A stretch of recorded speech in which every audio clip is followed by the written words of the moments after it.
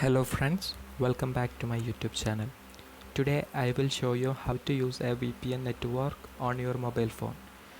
A VPN network actually helps you to keep your identities and personal data safe from internet.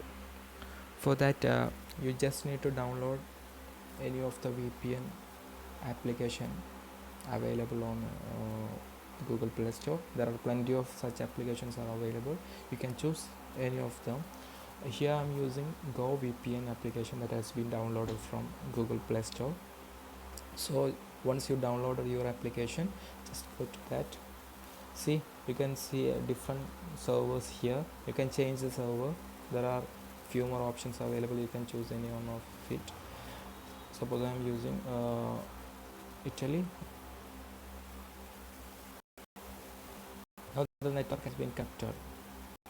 So here, that's it.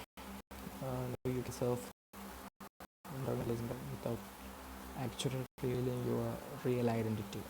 Thank you guys for watching my video. See you with next video. Bye.